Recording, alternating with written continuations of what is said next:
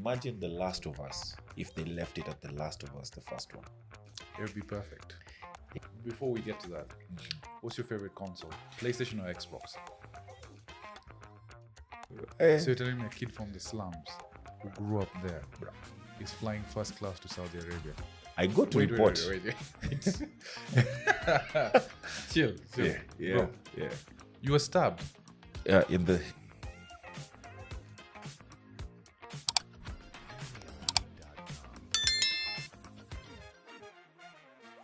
To go live. Brian Dyan. yes, I got it right, yes? Yes, The first- beast. on the first go. Hey, how's it going, my brother? It's easy, man. It's a good day. Welcome to Coffee Bomb Podcast. Thank you for having me. We've already started the tradition of having coffee. Normally, Fahad brings it on. Vish is tired of doing that. So Fahad is in UK at the moment. When he comes back, we'll resume that We'll resume tradition. that. Okay. But thanks, bro. Thank you for coming on. Yeah. You have a very interesting story. I think recently we met at a gaming event, Yes.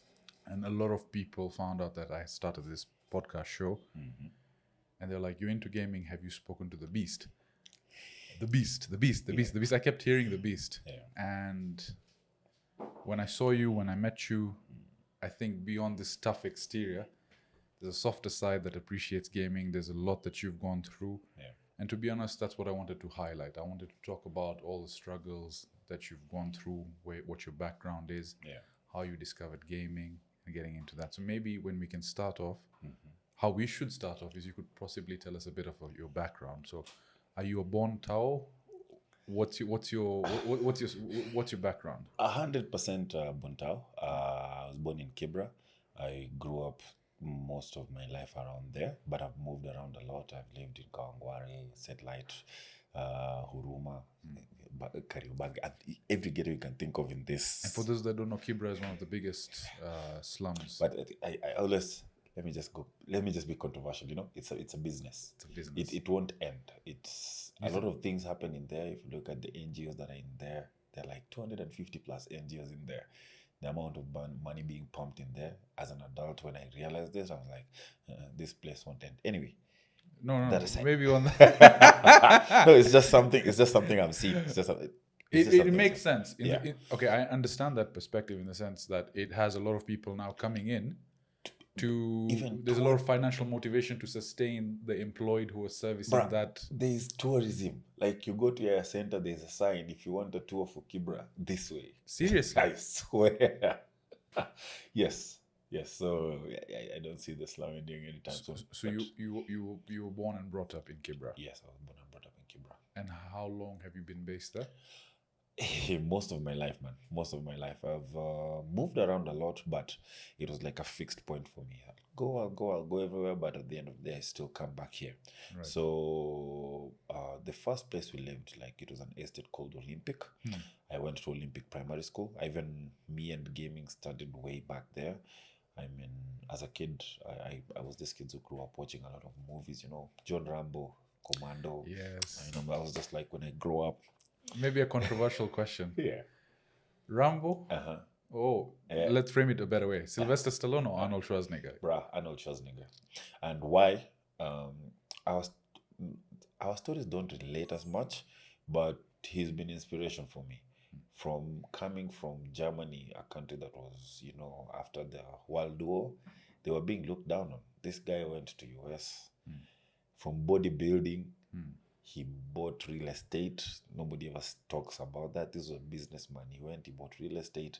He went and won the Arnold Classic. I don't know how many times. I think He 8 went times, into yeah. movies. He still killed it. I mean, and his movies were fun to watch. I mean, he was not acting movies as him, but he knew how to. His personality, You larger get. than life, You get. bodybuilder. And even to date, you see him. He's still the same person. He just talks about hard work and nothing comes easy, you know. And that's part of my story. I'm still working. I mean, I haven't gotten to even half of what he's done, but he's an inspiration to me. Have you read his biography? Yes, bro. Yeah. Yes. That was definitely one of, and I agree with you on that 100%. Yeah. Coming from a place that was post-World War II and they fought on the losing side, there was a whole sort of culture of, you know, just put your head down, do what you have to do, work. Yeah. And he broke that norm. And I mean, how do you think about it? This guy went from a country that was torn apart after World War II, Exactly. became the governor of California. Bro, governor. Governor. I mean, He even stopped acting movies for that moment. So the part of his story that I relate with most is nobody ever understood my gaming. Even my mom. I had a big problem with my mom. Which is what I wanted to ask you. How did you get into gaming, living in Kibera? Because that's not a place typically known for entertainment, if you know what I mean. It's a very rough, it's a very rigid place. Yeah. So I remember when we started, when life, or when I was born, we were not, let's say, poor or broke. My dad was pretty rich. I mean, he worked with the Ministry of Health. He was working for the head of department of the KEMSA, the medical store, something like this. Okay. So, back then, that was a loaded guy. So when I was born, everything was okay. The movies, everything. I remember there was one time my uncle came back with a Nintendo. Terminator. Yes, Terminator. And it had a gun. And the first game he gave me to play was Shoot the Ducks. The duck game, yes, I remember so that. Imagine watching Robocop, Rambo, shooting stuff on TV, into actually now you starting shooting stuff on TV. I was sold, man. Like I just became obsessed immediately. And then I go to class 1, and the first day I go to school, a gaming lounge or a gaming den is opened next to the school, and they used to call it after homework. Oh, wow. And the first game I played there was Mortal Kombat. And I beat guys, and I didn't even know what I was doing. And I was just hooked to video games. So life took a very weird turn. I call it weird because it didn't make sense to me as a kid. My dad went from a loving person to actually being an alcoholic, fighting with everyone in the house. So there was no peace at home. So the only place I felt grounded was in gaming, because when I went there, it was like I used to take out my anger from Mortal Kombat. I would just play the games, keep fighting, beating guys, winning, not in actual life, but in the game.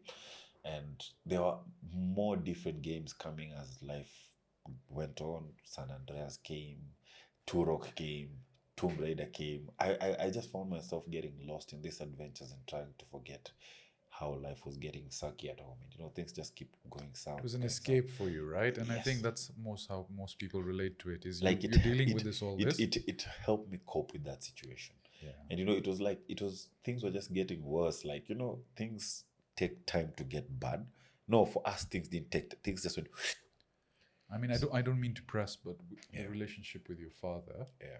Obviously you remember him as a loving person, but yes, what was that turn into his character going towards hostile, if that's one way to put it? Was it financial? And I don't mean to press. Not even financial. No, we have to talk about these things.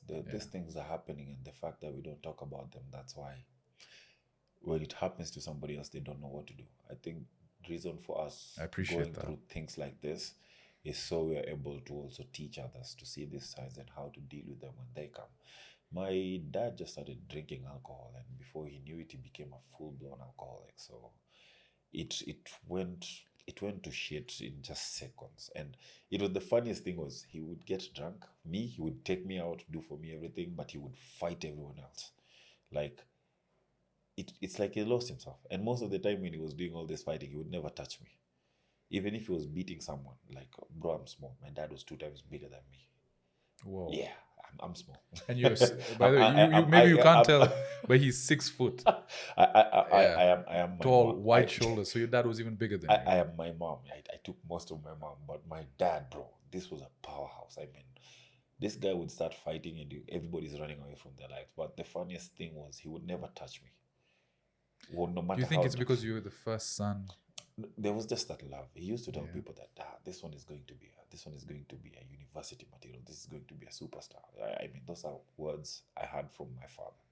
I don't know what he saw, but he kept saying that all the time, and he never touched me anytime he had this outburst. So it became bad. My mom ran away with us like 3 times. The first time we went to Kangwari, second time we went to Satellite. And back in the day, wives were not supposed to work. My mom was a housewife. Bro, we suffered. We suffered because our mom didn't know how to survive with us. But then if she stayed at home, it was war. And it was war that it was so easy for my dad to kill my mom, And then in the morning, my dad would not remember anything he did last night. Blackout drunk. Yes. Like as a grown person, I understood that, but I think that will save for another podcast. Like, I understood what was going on with him. So even in my heart, I never have hate for him. If anything, I love the man. I mean, the shortest time he was in this world, he gave me all the love a dad could give. So I understood that part very well, and it even made it easy for me to take care of the family once he was not there. He taught me that. So I never put the alcoholism and hate for him. No, I just understand he was somebody that got lost. That's along very the way. mature for you. That's a very respectable way to. Sorry, yeah. Sorry, bro. If you just put the mic slightly up. Yeah, we're good. Yeah. You can be a bit further. That's okay. Oh, right there. Okay, Yeah, that's nice. fine.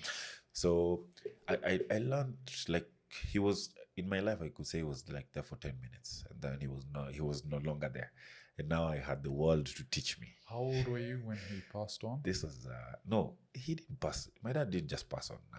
My dad went full blown crazy. Like, he started this when I was in class 1. By the time I was in class 3, he lost his mind. Like, alcohol just like he would not do anything. Yeah. He would not do anything without alcohol. I mean, and when he drank alcohol, it was like a different personality. Kabisa. Him sober and him drunk were two different people. So all this time for me, gaming became my escape. And then my mom never understood what gaming was. It's a foreign thing. Yeah. It's never been. Yeah, Bro, I was beaten. Every time I came from the PS place, I was like, ulichapwa. umetoka kukaa na wezi wewe. Kiboko. Bro, I was beaten. I was beaten.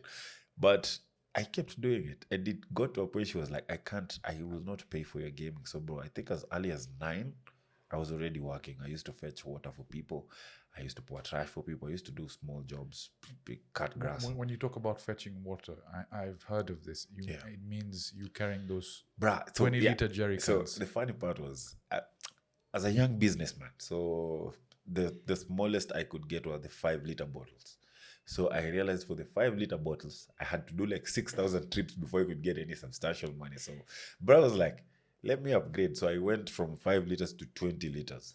As a 9-year-old carrying a 20-liter. And I used to carry it in between my legs. So I also realized again now, carrying it between my legs, I'm taking too much time still. I'm on what do you call it? I'm still on 1. Like, I'm just taking 1 and it takes long for me to get it where I need to get it. So I started carrying 2. So I started carrying 2. So yeah, but I think by 2, like I was carrying twice my weight. As a 30-year-old, as 32 for those that as a 32-year-old man, I find those 20-liter jerry cans heavy. You can't carry them. It's like carrying 20-kilo dumbbells. You know? Yeah, so most of the time guys ask me why I look like this, and I'm like, bro, it's hard to explain. Mine is also part of life. It's not just the gym. Me, it's also life itself that shaped me like this. So I started carrying 20 liters. How much would you make for that with one trip? So for 10 shillings. 10 bob for each 2. So how far would you have to walk? More than 200, sometimes more than 300 meters, sometimes even close to a kilometer. It just sometimes, like... So 10 shillings, Kenyan shillings is like literally maybe $5 cents. Yes. For walking a kilometer to fetch water. Yeah. Bro, I was a ripped kid, man. So I would do this and I would make sure I got something like 120 bob from it. So like 60 bob was for gaming. That was 1 hour. 20 bob was like for food and snacks. And then the rest of it, I would just buy something for mom at home. Maybe... if it was unga, mafuta, stuff like that. Family man. So, Thinking of the family. Bro, that sunk it. So I was also buying her. I mean, most of the time I'm not at home, so I'm at this gang place. So I didn't want to get beaten every time I got home. So that was my bribe. It's like I see. So you're also very sharp that way. You know how to play different. Yeah. I was just like, I'll get murdered here. Let me just play my part. Okay, so you had that experience of growing up at a very young age, having to now, from obviously what I can tell, provide for your family, and then you have this love for gaming. Now you are known as the gaming personality of Kenya. Between there and this current person we are, how did that transition happen? So it was around 20. Like, I've been gaming throughout my life, but now. It was in 2013. So when I got to work at Scanad, and it was a funny story. So that Scanad is yes, advertising advertising agency with Magnus MG. Yes. So what happened was I had a friend of mine. So during the post-election times, there's a guy called Solo 7. He was an art teacher and a very good artist, and he was a good friend of mine. Myself, I'm an artist as well. I know I used to do portraits, draw a lot. So that time when I was going to Scanado, how I got to Scanado was um, I had drawn a portrait for my friend, his girlfriend. Okay. So this guy told me he'll pay me 900 bob. Bro, I'm fresh out of high school. I have no work. And this is the first time I've had about 900 bob for something I can do. That was a lot of money. I put my back into it. I did it for almost 12 hours. Because, I'm drawing sometimes at night. There's no electricity. I'm using a candle to draw. And then at the end of the week, when I'm supposed to get paid and give this picture, this guy comes like, hey, we broke up. And I'm like, it's okay, but I finished your art. And he's like, yeah, so now I can't take it. And bro, I had banked my life on this art. And then on that same breath, that day, the solo guy, may he rest in peace, comes to me and he's like, bro, I am opening an art school. I don't have enough work to exhibit. Come to my school and exhibit your work. So I'm pissed carrying this drawing. I'm like, this shit, man. Like, I put all my back into this and this guy didn't take it. So I go to solo school and there's this one guy who just came, saw the drawing and he was like, bruh, how much is that? Never sold it. I wanted to tell him 900 before I could. He just chucked 5,000 from his pocket and gave me. I asked him, do you want me to frame it? Or you just going to take it like that? I was like, yeah, no, I'll just take it like this. And he goes like, can you show that kid how you drew that? And Wow. he saw how I did it and he was like, okay, I will look for you in a week. I will give you work. I will look for you in a week. Just like that, bro. So on this same breath, this guy, after a week, this guy drew a Land Rover, not even a Land Rover, a Prado into Kibera, in the heart of Kibera, where we live. He came to our gate. He met my mom. He was like, hello, I would like to give your son some work. And he gave my mom 2K, I remember, and put me in the Prado, bro. I was sitting in the front seat. I was like, gosh, this is how it feels to be rich, huh? He took me straight to the office. Bro, I didn't even have a CV. I think I just had my ID. They made me the CV there. The HR wrote my CV. They wrote me a CV. Is that scanned? Yes, scanned. They took me to the bank, opened for me a bank. They did everything for me, bro. And then That's amazing. Yeah, That's really nice. They sat me on a desk and told me, okay, now do what you do. And then part of that contract was I was supposed to teach what I learned there to the kids back in Kibera for that school that my guy had opened. Okay. For this gallery was going to be turned into a school. So I was to promote local artists. Yes, and now even to kids teach in underprivileged areas. Okay. Yes, for mentorship and stuff like that. So I was being taught how to be an intern illustrator. I was doing storyboards and a bit of graphic design, and then I went back to the hood and taught them how to draw better because I was being taught by an actual professional. Yeah, so that is where I had now time with gaming. And how was this?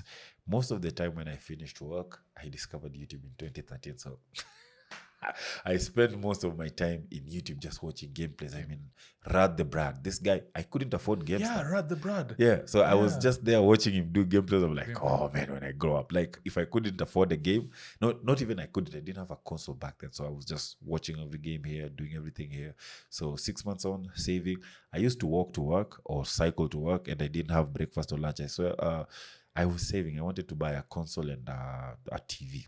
So for the first 6 months, I was always walking to work or cycling. Meals. Bro, I grew up hungry. I've been starving all my life, so it was nothing. Dude, that was a walk in the park for me. So I was like, yeah, I gotta save this. I made sure my mom got something, and then the rest of it I just saved it. After 6 months, I got a PlayStation 3 and a TV. Bro, I was excited. I've never been excited. What was the first game you played? Mortal Kombat 9. So I got Mortal Kombat 9 and this game, The Last of Us. Yes. What did you think of The Last of Us? The second one, let's not talk about that. the first one is a bit controversial. lives in my heart. The first one was amazing. It. Like that game just showed what we become. Like that's what we become faced with challenges. Yeah. And you know that in fact, to speak on The Last of Us, it shows you what civilization becomes like when everything is just going south, off the cuffs. Yes. And you sort of see that in Nairobi traffic. Yeah, like it's just assassins driving. So let me ask you this. Yeah. You got Mortal Kombat, so you got the PlayStation 3, and then you had The Last of Us. Yeah. Did you know you wanted to play competitively? Is that something you wanted to do, especially with Mortal Kombat? Yeah. How did that come about? What happens is during that time I was watching the YouTube clips, I stumbled on a tournament, Mortal Kombat 9 tournament. Actually, the reason I got Mortal Kombat 9 was because of that tournament. Okay. So I saw these guys playing Mortal Kombat and I was a big fan of Mortal Kombat. I think there is no version of Mortal Kombat that I haven't played.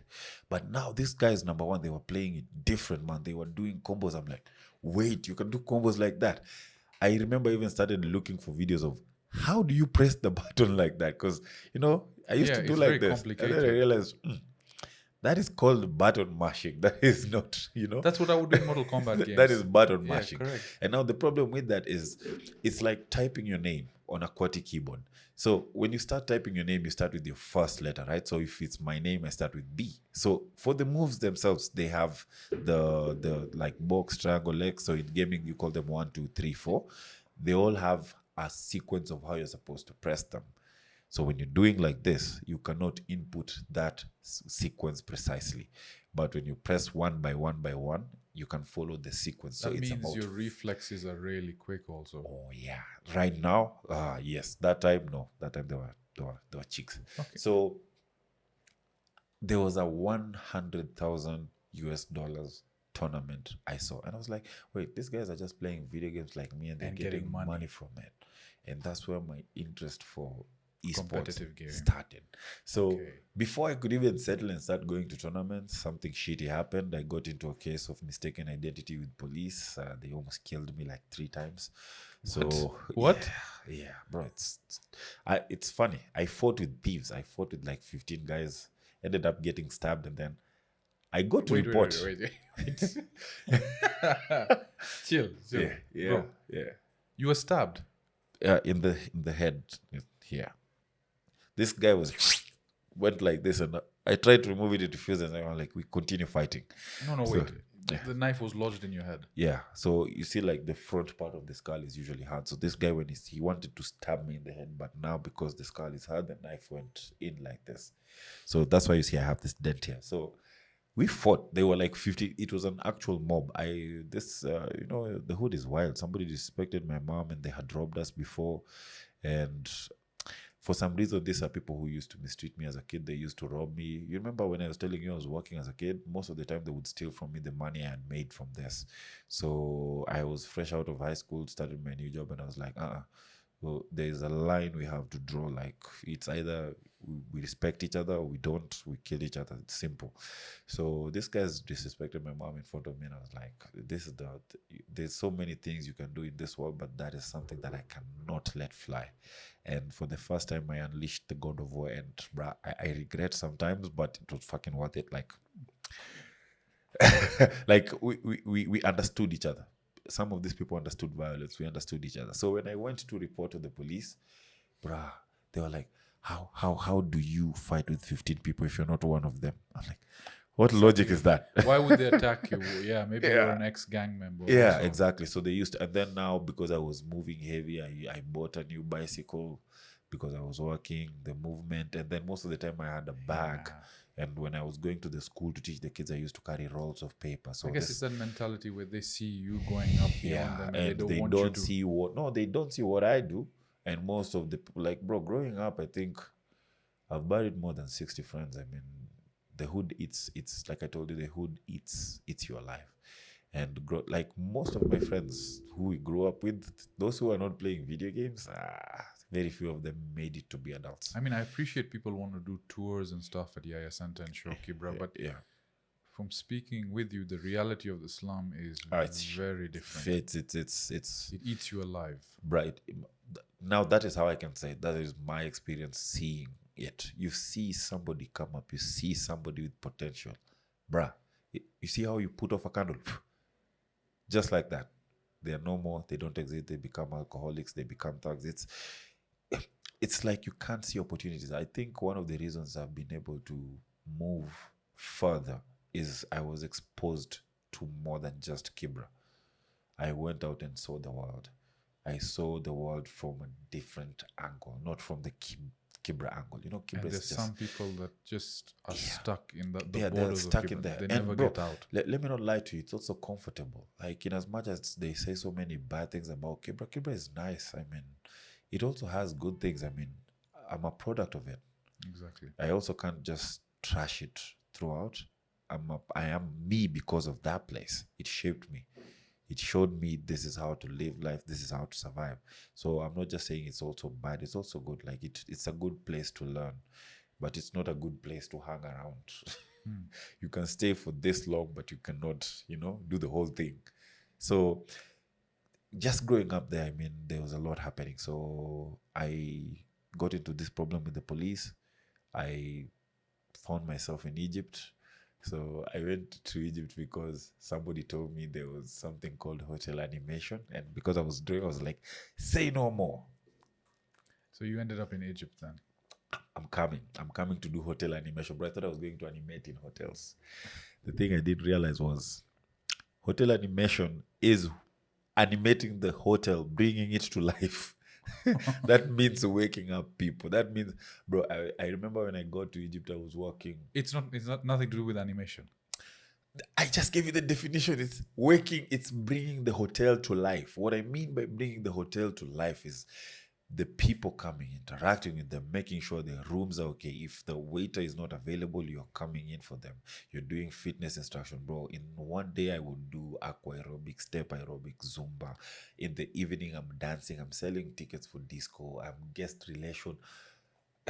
There's nothing. There's nothing. Be at the definition of hotel animation. That is the definition of bringing the hotel to life, making sure that the guests enjoy their stay. I realized the hard way. And then remember, I'm used to a desk like this and video games. We are introverts, bro.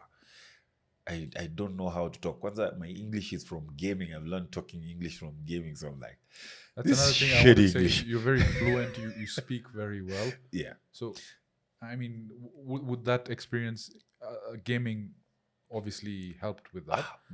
But that experience in Egypt, I guess, made you a people person because you were forced into an environment to interact with. Again, Yes. a hotel has different cultures and backgrounds, as in one melting pot. Did that influence a lot? Much, not even too much. I think the part of me going there was to learn. And it's at that point I realized nothing in this life just happens. Everything is by design. Correct. And it's following a certain flow. Correct. Because I'm telling myself right now, if I couldn't express myself, then how would I help gamers grow? How would I teach what I know if I can't express myself? So what Egypt did to me was throw me into the fire. Like, we're not talking about even just English. We are talking about talking to everyone who was in the hotel. We have people from East Germany, West Germany, Russia. Bro, I could speak Russian at some point without even everybody. And you have to make sure everybody is okay. And remember, my skin color and some of them were very racist towards me. So I just realized even the racism was just misplaced. They didn't understand even why they hate me.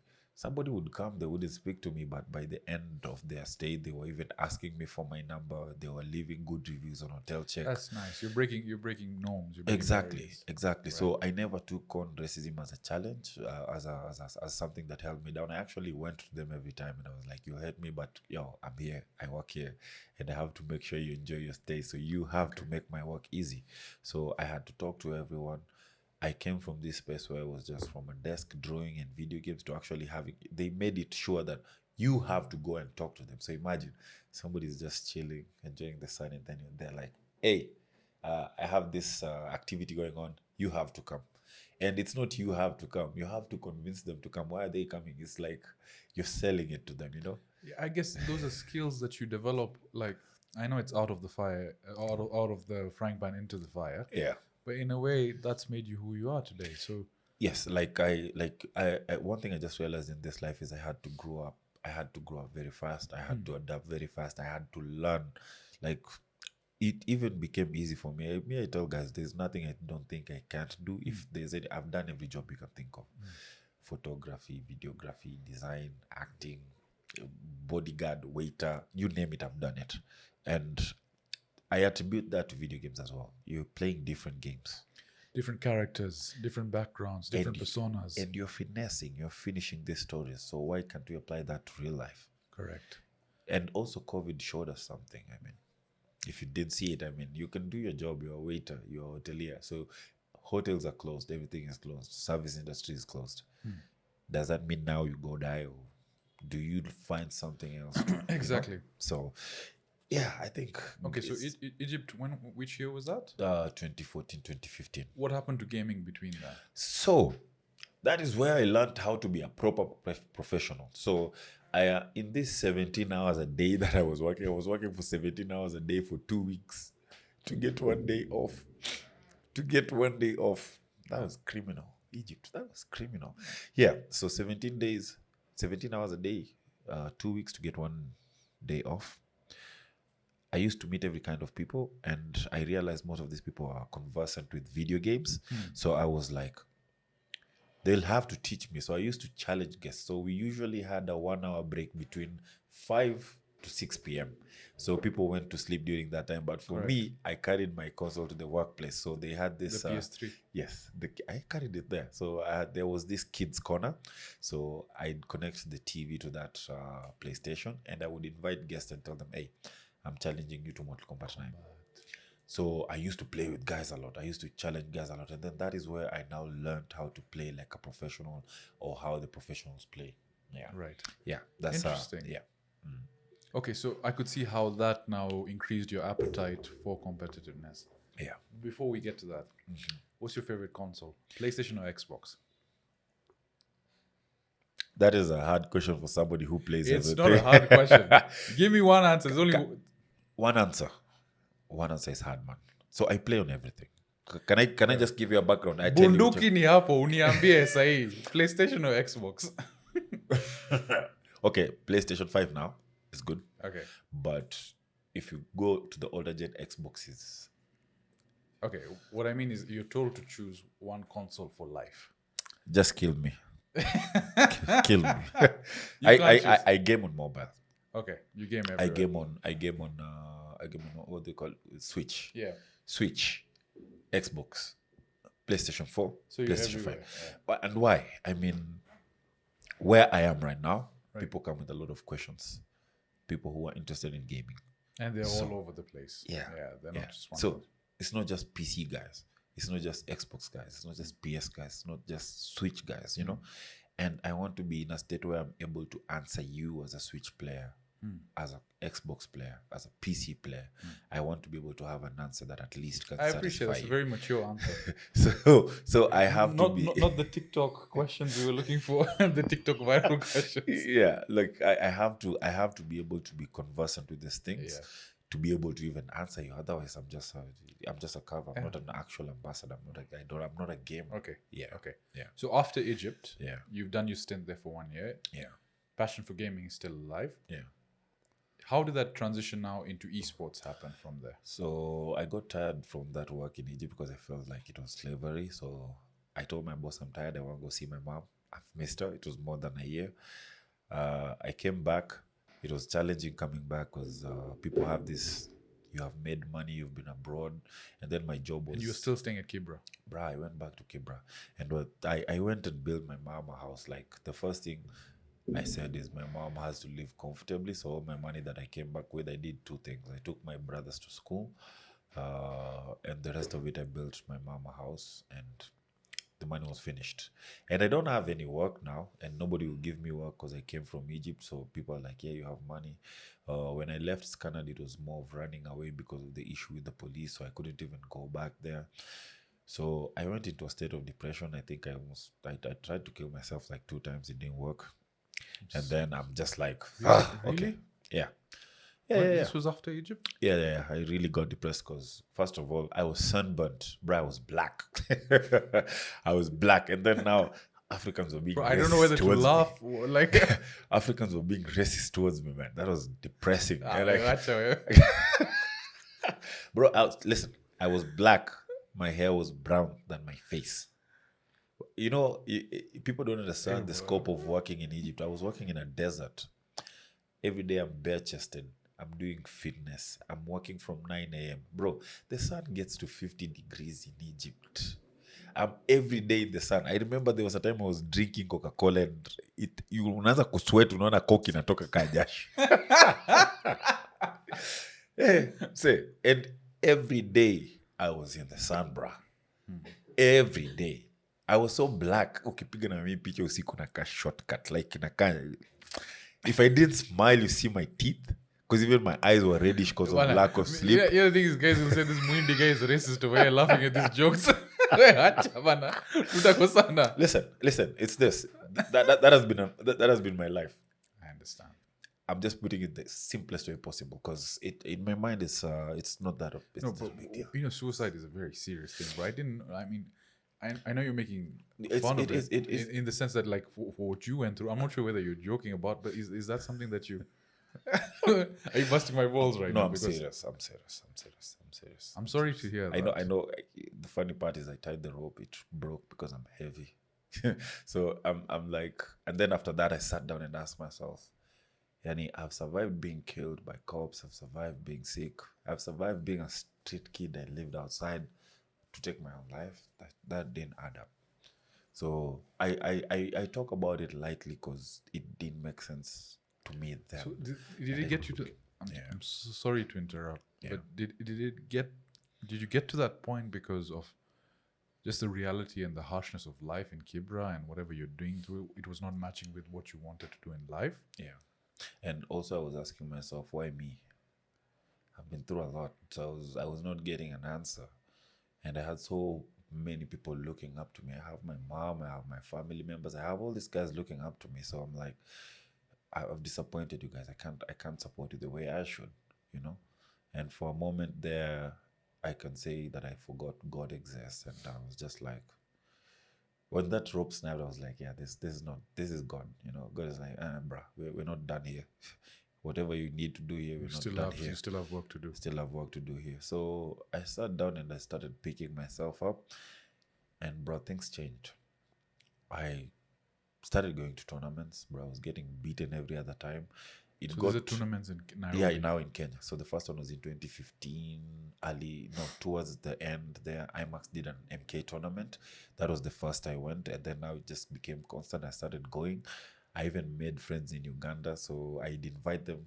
This room, I think my room was almost as big as this. We'd have 17 people in this room. Just playing. I would just tell the guys from Uganda, you guys, I have a console. It has Mortal Kombat and I have a TV. What I don't have is everything else. So when you come with food, I will provide you. There is no sleeping. We are going to stay up the whole weekend. When you finish, we will sleep in the bus going back to Uganda. So these guys would come, we'd play, and that's how I even learned to get more better because I was having access to different skills pools from different regions all at my home. I couldn't play online, so that was my online.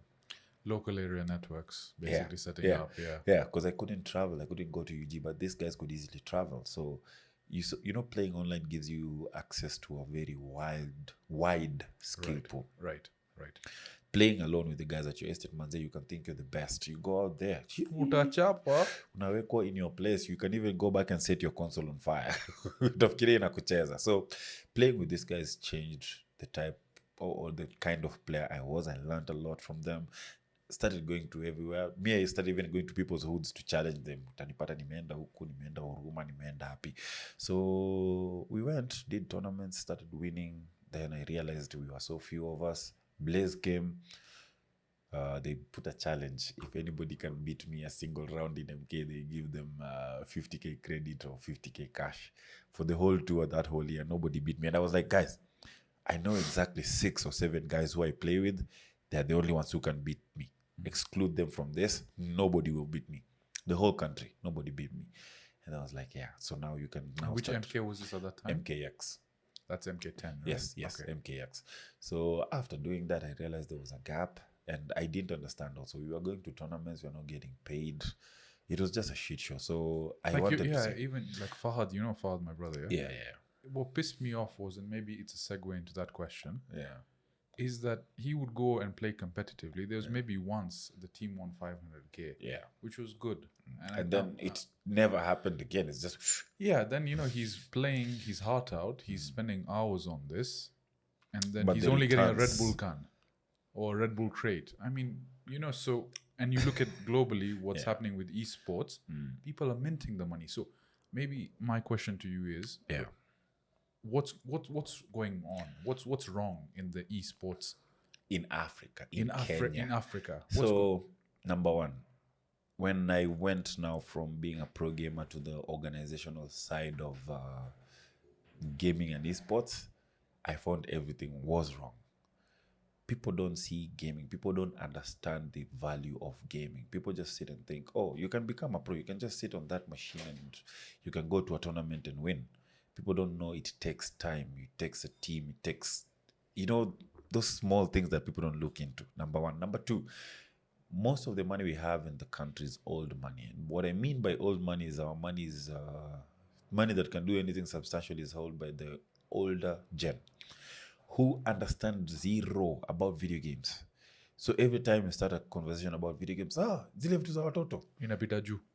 hata bro haipiti hata ilipata roadblock hapo.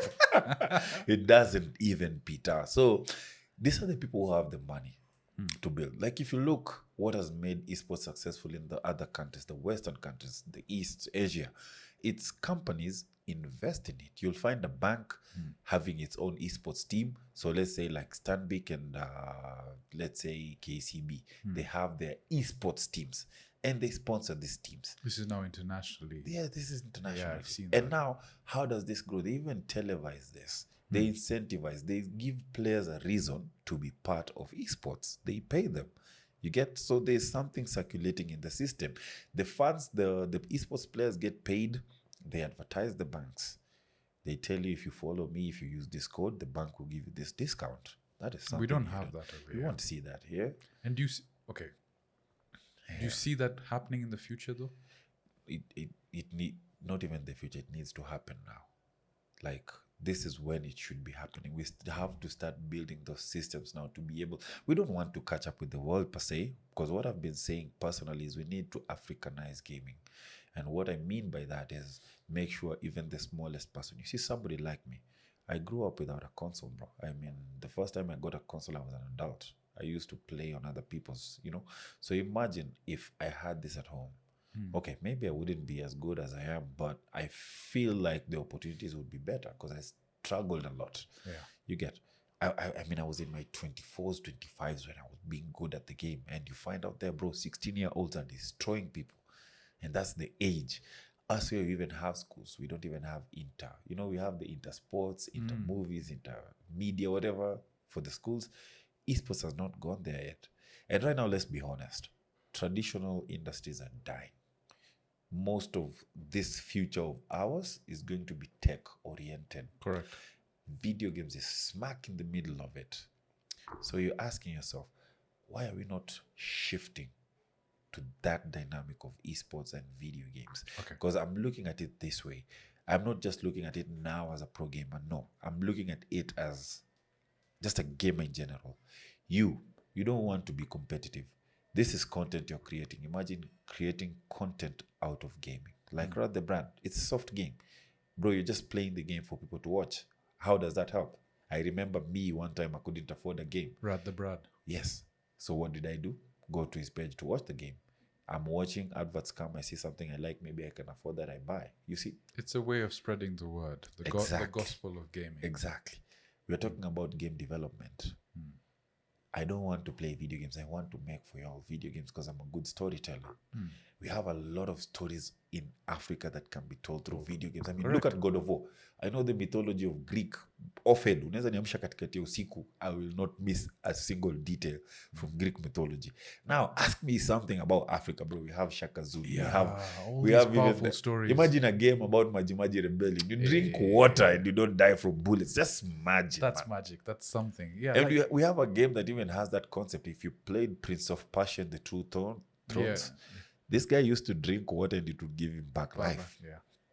I understand there's a lot of untold stories with our cultures over here. Yeah. So I know in Kenya there are organizations like Movie Jabba and Naikon. Yes. And where did we meet? Afrigamer. Afrigamer, yes. So what's your opinion on them? What they're doing to spread the culture of not only gaming but comic books? Yeah. Which again, comic books, the pop culture. pop culture. Yes, That's the word. Thank pop you. culture. Yes, And that, I think, in a way, is all interconnected, because now much. you're playing games that are based on pop culture and relevant. and you see, you give everybody a space to fit in. Now, Correct. cosplay. Yes. Imagine we had now African games. You know how easy it would be to cosplay. Cosplay, yeah. Because sometimes I find cosplaying this other, you won't hit home. You know, I want to cosplay God of War every day, but I'm looking at my hair. I'm like, bruh. You know, So you could pull it off. Yeah, I could, but bruh. So again, so what are like these brands that you engage with? Yeah. Like, First, let's Nikon, Movie Jabba. Personally, I have a very deep connection with both of them. Why? Movie Jabba used to do tournaments back in the day. I participated in a lot of them. I won a couple of them, and they really built my early career in esports.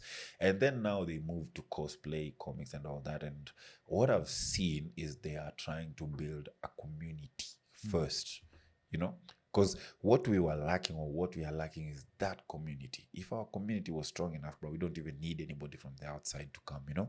It becomes a bonus when now the outside sees that, oh, let's invest in those guys, rather than we taking ourselves to go and ask. correct. You know. Number two, Nikon. Nikon now gave me the hands-on experience, because I was working with Nikon. I've been working with Nikon. I still work with Nikon. It gave me the hands-on experience, not only in just being an esports athlete, but tournament organization, cosplay judging, organizing a whole tournament, the whole lock, stock, and barrel. bro. Everything that is happening in the background, I was in it. I saw it. And I say they have a hard work, because they're trying to sell a dream that only they can see how it works. It's an uphill task. You get. So the problem is not even Nikon giving out Red Bull cans. It's what Red Bull offers. Right. You So get. maybe it's not fair to point it at them. Yeah, It's just like, the infrastructure Now, around us that's doesn't what I support it. came and saw now when I went to the other side of the organizational side of it, and I got sad a bit, because I was like, there's more to this than just cans, you know. There's a way to build this. Like, imagine Safaricom, MTN, I don't know, Zain, they have their esports teams, they sponsor, they pay these guys. You can't tell me they don't have money for that. If they can sponsor something like Chapadimba and have players.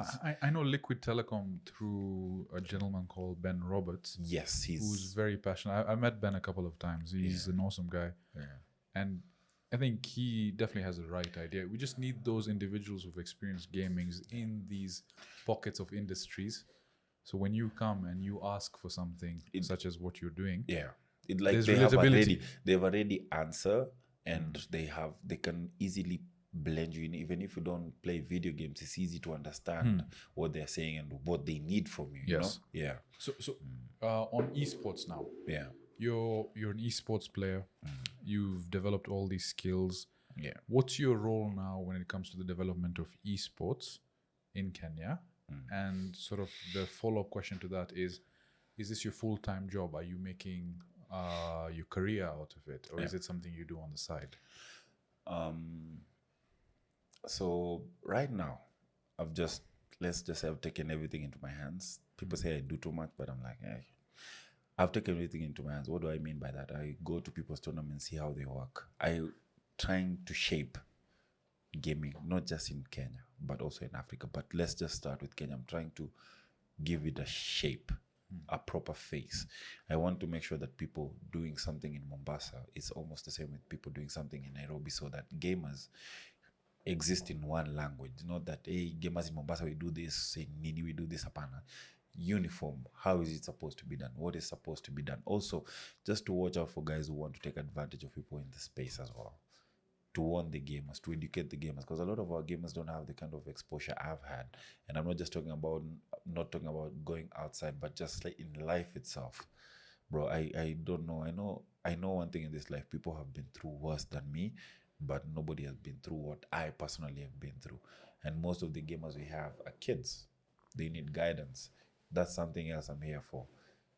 Show them the right way. Show them where I failed and how I failed, so that they don't do the same. So what would you say to parents that tell their kids gaming is not worth their while? I'll tell them they're lying to them, but instead of telling them that, maybe delegate, or I don't know, what's the English word for it? Find a way to find a balance in life with that gaming. Because right now, if you ask me, if I was leading any esports, like if I was a president or something for esports and gaming, I would just have one rule. If you're in esports, you are playing video games, you have to have one actual sport you're participating in. Correct. We want you to also have a fitness of your body. And I will give you an example. Something that gave me an edge as an esports athlete was the fact that I was really working hard. You remember the fetching water, going to the gym and all that? Keeps you sharp. The first game I would lose, but bro, the stamina, you unamalizanga tuona kama uko fresh bado, unaona watu wamechoka, like they're mentally exhausted. And it starts with the body. I know the science, there's a science to it, but one thing I know is if your body gets tired first, also your mind goes into rest mode quickly, you know. Correct. So I could handle that pressure. I could be in a tournament. I mean, the longest I've gamed for is almost 23 hours straight. I think it was similar for me with Grand Theft Auto Vice City. Yeah. When that game first came out, yeah. So, but you know, in a tournament, it's different. You're playing with different people. You're under pressure. You're constantly, it's like playing chess, but on infinity. You're not stopping. You're just continuing, you know. So it's like trying to counter what somebody is thinking. At some point, your mind gets tired and you start doing unsafe moves. You start risking, and that's how you lose.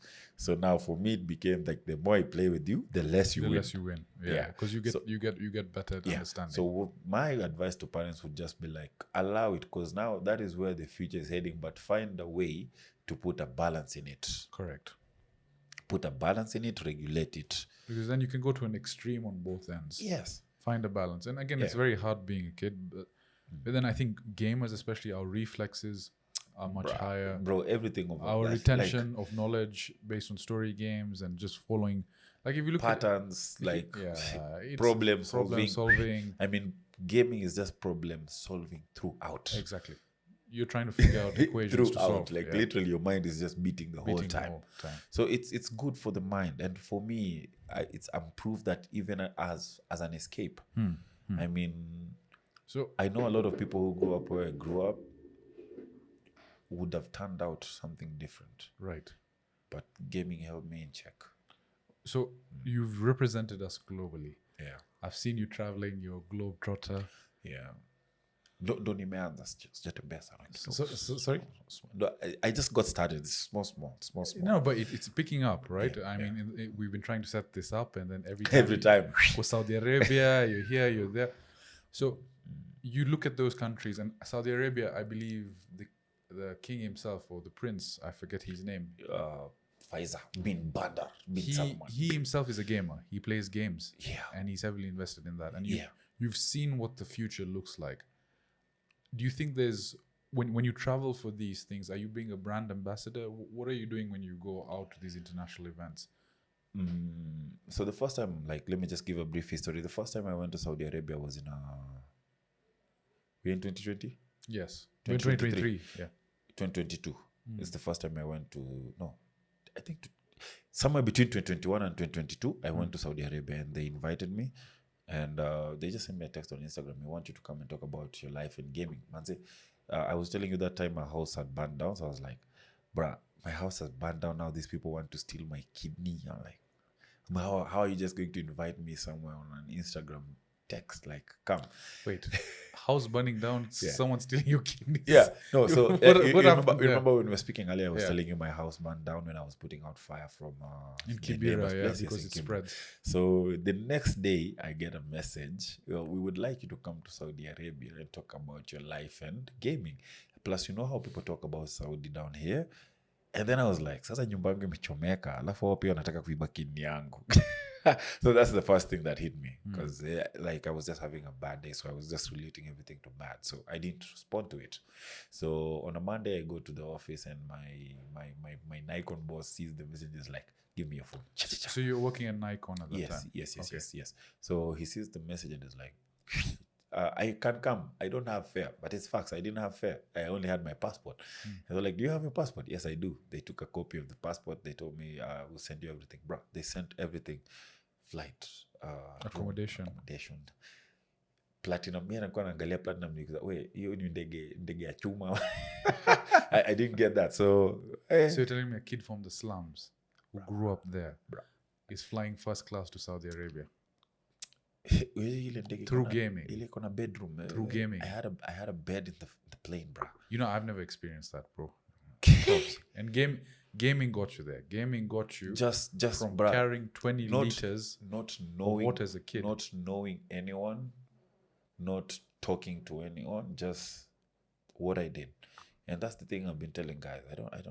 I whatever you do, even if however small it is, do it with love, do it with passion, put your all in it. Man, I was here in 2013 playing video games. This is 2023, 2021 is when I'm seeing something come out of It's it. taken time. Bruh, it's taken, we call it eons. That's a lot of time. That is 10 years on. So I guess in a way, sorry, I lost my train of thought, but Yeah. with the way you are spreading the messages of gaming, I've seen your following. You've got a very big following. Yeah. And there are a lot of creators trying to do the same thing, but I feel it's hit or miss. Yeah. You seem to have gone on a certain formula Yeah. that seems to be working both on the engagement level, Yeah. engagement on your personal brand, engagement in gaming as a whole. Yeah. What would you say creators are getting very wrong when they try to do what you're doing, but not to the same level of success? What advice can you give them if you want to get into gaming and make it as a professional and earn money from this? Who are you targeting? Let's start with that. Who are you targeting? I mean, most of our gamers here are streaming on Twitch. Who in Africa in the ground is watching games on Twitch? Do you have Twitch on your phone? Sina. Sasa nani ana watch game yangu? Ndakuwaje celeb hapa, yet my content is going to US and also US tayari kuna gamers wao wote wako Twitch. It's overpopulated. You get? Yeah. So I'm like, have Twitch, stream on Twitch. But who are you showing? Hapa kwa ground nani anaona kazi yako? That's number one miss with our creators. So what's the biggest platform here? YouTube? Would you say? TikTok hata. At a I mean, TikTok, yeah. bruh, TikTok like, is big. look at it this way. What is working now? TikTok is working. What do they allow? They allow streaming. They allow uploading of content. So basically, anything you can do with YouTube, Yeah, you TikTok can when I do was it in the live. You can do it 10 times better on TikTok. Though I made the mistake of going to see one of these live videos on TikTok after midnight. Your eyes. I was like, "Hapana, haram. What am I saying? What am I saying?" Yeah. here? But other than that, I mean, it's just most of our gamers don't do good research. Because me, I'm looking at it this way. You're going to sell products, right? At some point, like when you have those kinds of numbers, it's so that brands can approach you, give you products to sell, right? So wewe account yako ni Twitch, wasu sijui wako wapi na wanaona account yako. You only have like 10 Kenyans in there or 100 Kenyans. Exactly. And then there's a comedian here in Kenya who has 1 million Kenyan followers. Who do you think will get the work? Sasa jamaa Hata kazi ya kuuza PS watapatia nani? Watapatia huyo comedian, hawatakupea. Yet, you understand gaming. You can properly explain and show Like somebody he's what the to guy do. selling that But they will concept. give him Akona because he following. has the eyes. Akona following, Yes. akona eyes. So most of our content is not tailored for consumption locally. It's So that's what we should tailored. take streaming, gaming personalities and fine-tune them to the population locally. Yes. Because that's where the numbers are. And that's why you see, even if you look at my That's content, good. it's small. But what I try to do mostly, like let's say when I travel, I try to show people what is going on the ground. For instance, we went for the Gamers 8 tournament in Saudi Arabia, right? That whole time, bro, I went live. And what I did in the live was, I want to show you guys, because I know not everyone, I saw you not being live. everyone will get the opportunity to be here. Not everyone has the chance to walk here. Okay. But now that I'm walking here, you can see what I see through my eyes. Maybe it will inspire you. Maybe you'll pay for yourself to come here and see this in person. It's you know? true. I 'Cause appreciate that. most of the people who travel, unfortunately, and I'm not even mouthing them, but it's most of the people who travel are superstars. They go there, take selfies. They don't show you what is going on. So They you don't have to document. guess. They don't Yes. document. Which is another thing. They Document. don't. Yes. They don't show you anything. Me, I do the live and I leave the live there. So anybody, even if you didn't catch the live, I Unaweza save ona. it on the post so you can watch it later and you can see everything that is happening. I mean, Gamers 8 is a like an amusement park, but for video game. Not bro, even an amusement park is an understatement. That is a city for gaming. When you go to the gate, it reads, "This is supported and funded by the government." Amazing. By the government, for the people. And I heard that they're also wanting to invest in Africa and gaming ecosystems, yeah? Yeah. So maybe a segue into that. Within Africa, what would you say are the biggest gaming countries? Mostly Right the now. top region and the top and the bottom. So I'm talking So about South South Africa, Africa and then Egypt, Morocco, Tunisia. Those. okay, Yeah, okay. but alafu hapa katikati, we just It dissipates. we're there, we're not there. We're there, not we're there, not there. Yeah. It is building here. I'd like to see it go more. Also, a point I'd forgotten to give was during the Afro Arab League. Yes. That was what I went for first in Saudi this year. So we were able to. Yeah, so maybe talk to me more about the Afro Arab League. What is that exactly? It's funny. Like now, when earlier I was telling you when I was invited to Saudi Arabia. So the prince told me to talk about my life in gaming, right? So after doing the speech, it was called Ether Digital Wellbeing Summit. So I was given the longest time in the panel. And this was wild because, bruh, I'm just ushichikile unajangalia mimi ni gamer kutoka ghetto. Ni check hata stoki ya store natoka Kibich. Eh? Anyway, I'm not looking down on myself. I've never looked down on myself. No, it but was just wild. It's a humbling experience. Exactly, bro. It's one of those things I say to this day, and I say, God will open a door on that wall. You guys, that's not a door that somebody. How many people do you know can give you a reference like that, and you can just come, hey, bro, come, kuna hii opportunity ka hii hapa. I know so few people with that kind of heart. So I just said, God opened a door for me on that wall, and He put me right in the middle of it. Because I even asked him, like, how did you arrive to pick me as the gamer that should talk here? I mean, there's lots of gamers with better qualities than me. And they're like, nah, we looked all over the world. There's just you who has the qualities we want. Correct. So I sat there. They gave me more than 30 minutes to talk. The thing is on YouTube. I'll share it with you later. A whole 40-minute session. The 30 minutes was just me talking. 10 minutes was the other panelist. And bro, this panel has a prince. This panel has somebody with a PhD. This somebody else. I think I'm the only one who didn't go to school there. Everybody there has like 3 or 4 PhDs. So after that summit, I had a talk with the prince a bit. And he said 2 things to me. I told him I wanted him to do something with Africa. Even if it's bringing players here, even if it's coming here and building something. That was what I asked for. And he said, yeah, I'm going to do something. And I also promised to come and visit you. The first promise he did. He built the Afro Arab League and he invited all the African countries. So when we went this time, I was coaching the Kenya team that was there and we were talking. And then the guy enters and he didn't know I was coming because the president who was here currently asked me to represent him, take the team, you know. So when he saw, I was like, Beast, this is you. So he brings everyone like, yo, everyone, come and see. This is the best game. This is the best game. And, you know, a whole prince. And this is a respected guy that people bow. Like, this is a prince. Exactly. This is somebody people don't even look in the eye. Me and him are just fist pumping. Like, you'd think we are homies. You know, it didn't make sense. So we spoke there for more than 30 minutes. I mean, and the wildest part was, you know, there's these presidents for the federations from Africa and everywhere. Bro, they're just getting selfies. Me, a full-blown conversation. We sat down, Amazing. We talked. Everywhere he was going, he was calling me and he told me, I will find you. So gaming got a boy from the slums to meet the prince of Saudi Arabia. Bruh, not even once. Even for now, there was this now, the Gamers 8 that happened 2 weeks ago. He personally invited me, told me, do you want to come? I was like, bro, I'm poor. I was like, don't worry about that. You know how those Arabs, so like, don't worry about that. My people are working on it, just like that. I come back here, 16 invitations. Everybody's like, hey, the prince has told us to invite you. The prince has told us to invite. Like, it's even people fighting to invite you. P.S. It doesn't make sense to me. I mean, I know where I come from. I sit down and I'm just like, in a car movie, man. I'm happy for you. And it's good to see that it's going off.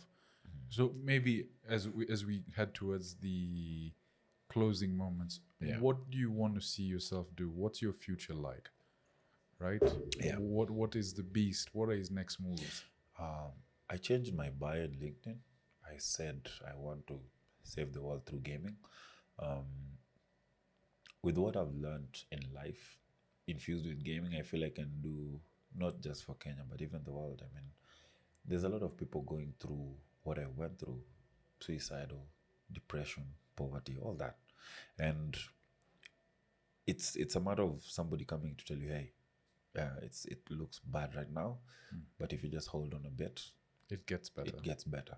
There are so few people telling people that right now. So I don't just want to be, I want to build the ecosystem for esports and gaming here. I'm doing that. But even larger than that is just to use what I've learned, my life story, to try and change people's lives, impact their lives. I mean, I don't even know what job is that, but that's what I want to do. I just want to save lives. I mean, Through gaming. through gaming. I love that. I really gaming. appreciate that. That's Yeah. actually, as a gamer who never had the support structure, who never had the fellowship of having friends do what you're doing to the scale at which you're doing, it's inspiring to see. Yeah. You're 30 what? 31. 31. Yeah. So you're 92. Yes, I'm 92. 91 born. Yeah, but bro, in my Like, heart, so- in my heart, I'm like 12 years, man. I understand. Like, I appreciate just seeing someone in Yeah. that same 90s bracket yeah, who's as passionate about gaming as I am. It's wonderful to see. I live for games. Like Perfect. video games. I think siku ile stima itapotea kwa hii dunia. It's going to be hard, but me, I haven't grown up. I might look. Don't never grow up. I might look very. It's a scam. Do not grow up. It's, GTA 6 is coming out maybe in the next 10 years. Bruh. No, but Yeah. even without GTA 6 coming out, GTA 5 is working well. It's That is one minting of cash for the them. most successful games on this planet. It is. But I wouldn't even change it. I would delay that GTA 6. Wait, watch out, wait. You know they'll see this. No, serious, 'cause They'll see see- this. see this. Rockstar will see this podcast. Look at this. They make new games. Yeah. They become ish, and then now you can't even go back to the old one. We have a lot of good games that have been killed like that. I mean, imagine The Last of Us if they left it at The Last of Us, the first one. It would be perfect.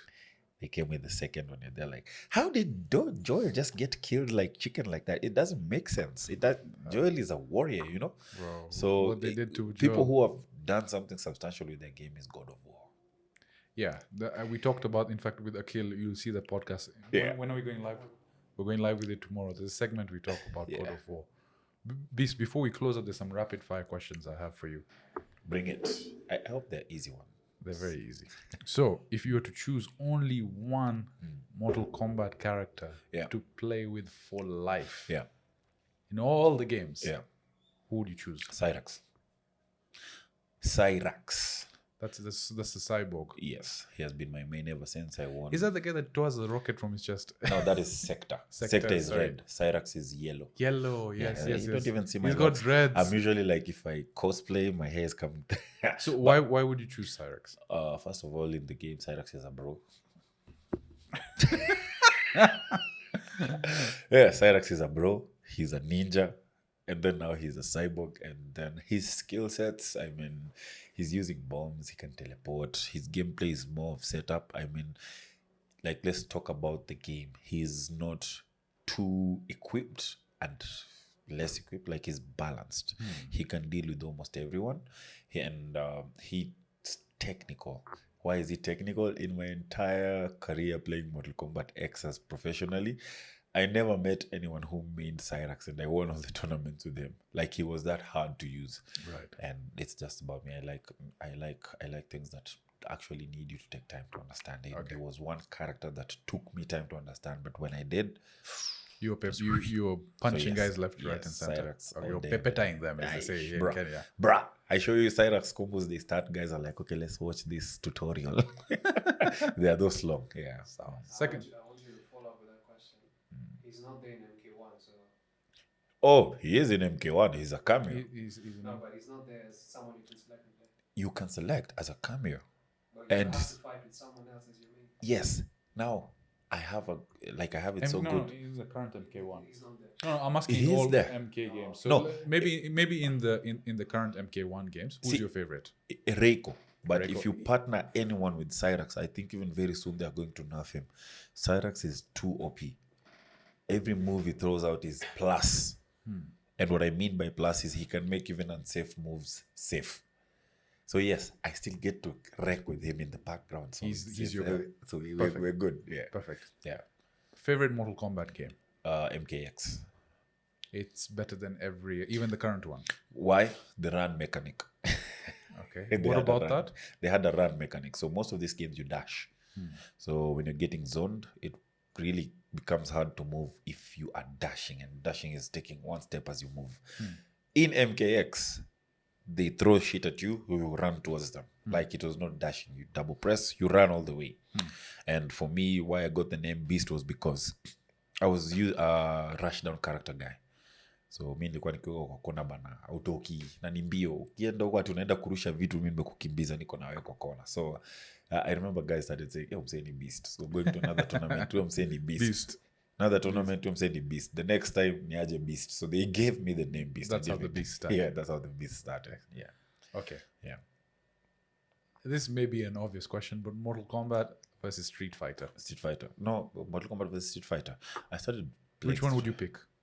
Still Mortal Kombat, but Street Fighter is nice. I slept on that game. Yeah, I played 6 recently, and I'm really enjoying it. I'm actually practicing for it. Want to see if I can go to tournaments for it as well. So it's... What would you say is different from Street Fighter versus Mortal Kombat, aside from the obvious animations and so on and so forth? Street Fighter is... like Street Fighter's moves are like the movesets, how the moves are working are different from Mortal Kombat. Like Mortal Kombat is very straightforward. Now Street Fighter, the whole game is technical, and that's why you see very few people in Kenya playing Street Fighter. It's technical. It's a game that needs you to sit down with it to properly understand it, and I am down with games like those, especially now when it comes to competitive, because you know the people you're going to face are equally beasts. Right. And that's just me. I don't know. I like games that challenge my mind, you. that force me to actually use the sleeping parts of my mind. Yeah. Street Fighter is one of those games. And it's just sad that the number one reason actually was people to play with. I couldn't afford PS Plus before. I understand. But right now, I can try and get PS Plus and be able to play online, and that will be able to give me access to a bigger player pool base. So it's easy for me to learn. Okay. So right now I can easily take Street Fighter and play it, but still Mortal Kombat all day, every day. Even if I'm losing, I think I'm okay losing in Mortal Kombat than winning in Street Fighter. I appreciate that. So you're a Mortal Kombat guy through and through. Perfect. And then now the problem we also have is Mortal Kombat you won't see anywhere because it's gory, and people just say, yeah, it's too bloody or whatnot. But I'm like, bruh, violence in these games is there, and it doesn't make us violent people. In fact, it reminds us, bruh, if you try this in real life, you're dead. So we know you cannot. I mean, count the people who play Call of Duty. Yeah. So how many people are running outside with guns because they play Call of Duty? True.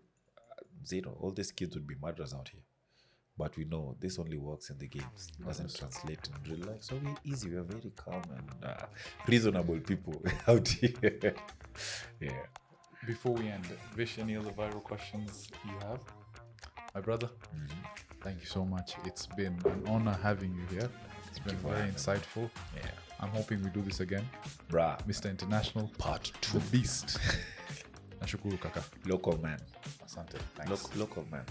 Local man. The print t-shirt, local man. Thanks, guys. This has been Coffee Bomb episode 6. Catch you on the next one.